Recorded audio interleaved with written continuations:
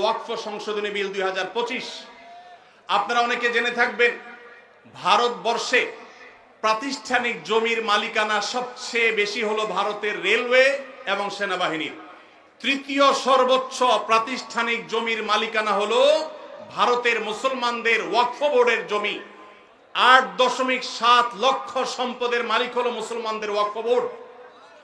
ইসলামের অন্যতম একটা সৌন্দর্য হলো মসজিদ, মাদ্রাসা, ইয়েতিমখানা, কল্যাণমূলক কাজ এগুলো পরিচালনা করবার জন্য ওয়াকফের ব্যবস্থা রাখা হয়েছে ইসলামে।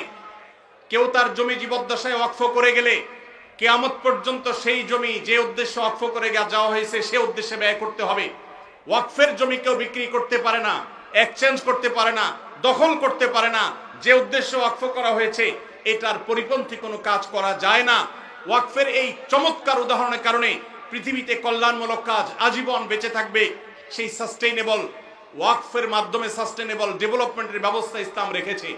ভারতবর্ষে মুসলমানদের শত শত বছর চলে আসা 8.7 লক্ষ সম্পদ, যেটা টোটাল ভারতবর্ষে যত প্রাতিষ্ঠানিক সম্পদ আছে এর মধ্যে তৃতীয় সর্বোচ্চ।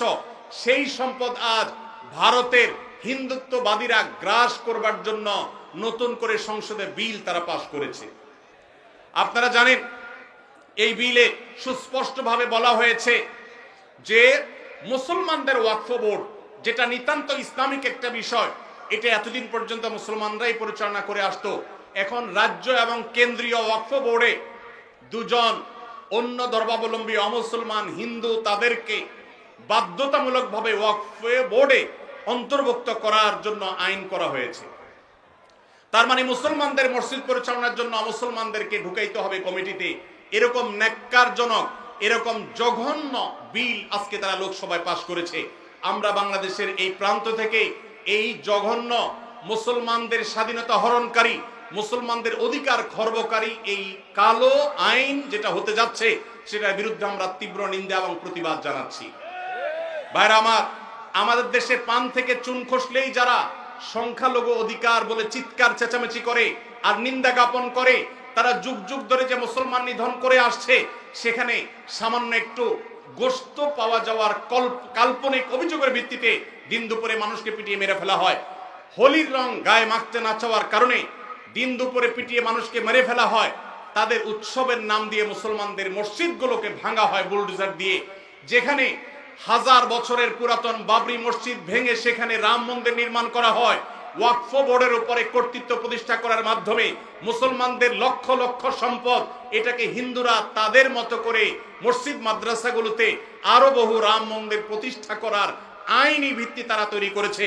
এই কালো আইন, এই বিলের বিরুদ্ধে আমরা তীব্র প্রতিবাদ এবং নিন্দা জ্ঞাপন করছি।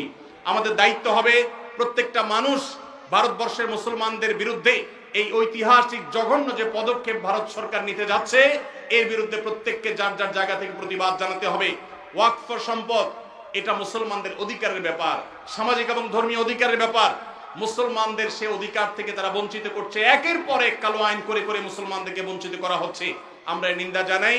সেই সাথে ভারতের একটা আইন আছে, 12 বা 13 বছর যদি কেউ কোনো জমি নির্বাধায় দখল রাখতে পারে সে সেটা মালিকানা দাবি করতে পারে। ওয়াকফের জমিগুলো এখন কেউ যদি এভাবে দখল করে রাখতে পারে আর সংশ্লিষ্ট ওয়াকফ বোর্ড যদি কোনো আপত্তি না জানায় তাহলে সেটার সে মালিকানা দাবি করতে পারে। এবং সেই মালিকানার দাবি নিষ্পত্তি করার নতুন করে বিল পাস করা হয়েছে যে কালেক্টরেটের চেয়ে সিনিয়র লেভেলের কোন অফিসার সেটা নিষ্পত্তি করতে পারবে। অর্থাৎ মুসলমানদের মসজিদের বিষয়ে এই জমি যদি কোনো হিন্দু দখল করে তাহলে সেটা যেন সে দখল নিতে পারে, তার জন্য 1000টা দুয়ার খোলা হয়েছে।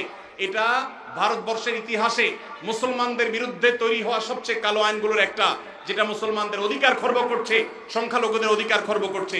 আমরা এর তীব্র নিন্দা জানাচ্ছি।